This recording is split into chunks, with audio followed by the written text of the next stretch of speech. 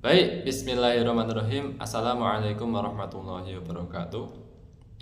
Pada video kali ini, saya akan menceritakan mengenai manfaat yang saya dapatkan setelah saya mengikuti PSU. Dan itu saya rasakan ketika saya menjalani perkuliahan pada satu semester ini. Gitu. Tapi sebelum kita masuk ke situ, saya mau perkenalkan dulu nih. Jadi perkenalkan, nama saya Muhammad Saad Abdul Aziz. Saya mahasiswa Amikom Yogyakarta dengan jurusan Teknologi Informasi. Baik, sebelum kita membahas mengenai manfaat yang saya rasakan setelah saya mengikuti PSU selama perkuliahan, saya akan memberi pengertian ya mengenai PSU ini. PSU ini apa sih gitu? Jadi PSU itu merupakan singkatan dari pelatihan super unggul.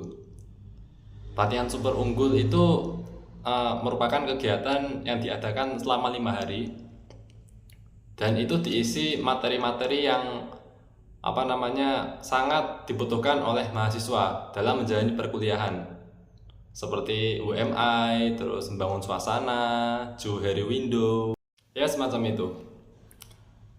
Dan di sini saya tidak akan ya bercerita banyak-banyak, ya cuman kayak manfaat yang saya rasakan, dan itu tuh benar-benar sangat berguna ketika saya menjalani perkuliahan pada semester 1 ini.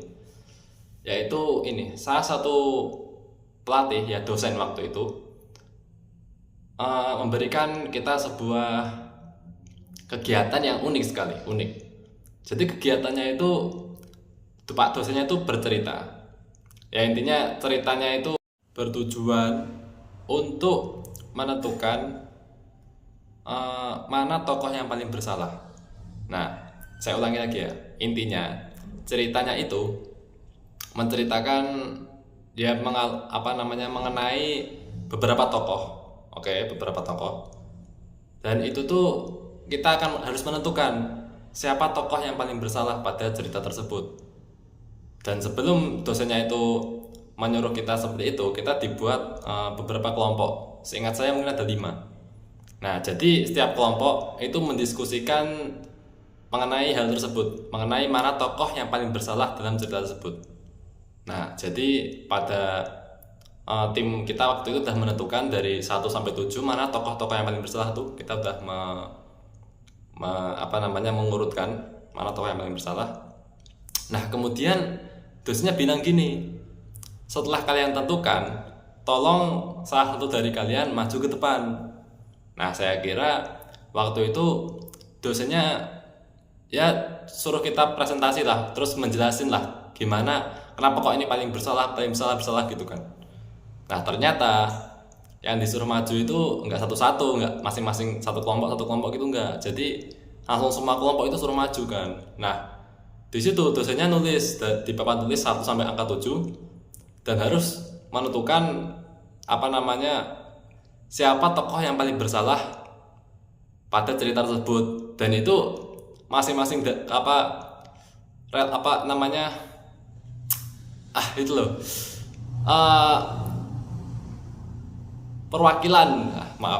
perwakilan dari kelompok itu tuh diskusi. Jadi ada 5 orang. Nah, itu kita diskusi mengenai siapa tokoh yang paling bersalah. Nah, tentunya beda-beda kan, itu ada yang paling bersalah itu tokoh A, terus ada yang paling bersalah kedua itu tokoh si ini, dan itu nggak ada yang sama. Jujur itu nggak ada yang sama.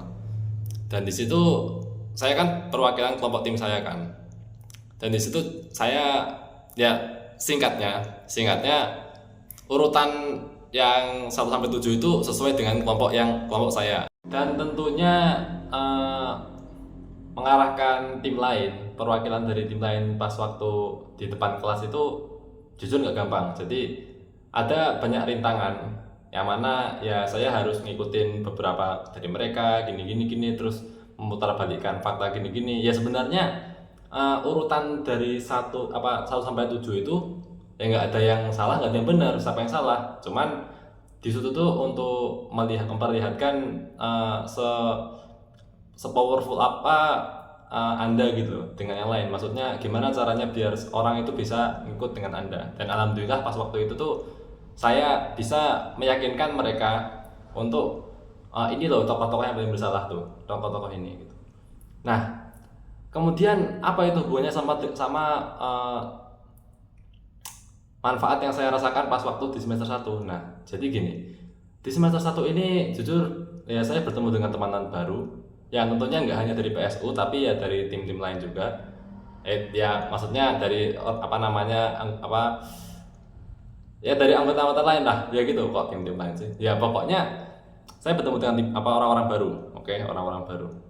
Yang mana di situ tuh ya pasti dari berbagai sifat kan, ya mungkin ada yang sifatnya pendiam, terus mungkin ada sifatnya juga yang banyak bicara gini-gini gitu. Nah, kalau mungkin kalau misalnya saya tidak mengikuti PSU kemarin, tidak mengikuti ya salah satu pelatihannya itu, ya mungkin saya jujur nggak terlalu bisa enjoy lah ketika saya mengikuti perkuliahan pada semester 1 ini. Karena kita itu kuliah itu kan ya nggak tugasnya itu nggak mesti individu kan, jadi ada yang berkelompok gitu. Nah, dengan saya mengikuti PSO kemarin, jujur saya itu dapat melakukan pengkondisian dengan lebih terstruktur gitu loh. Jadi karena saya sudah terlatih gitu, karena di PSO itu udah dilatih sama pelatih gini.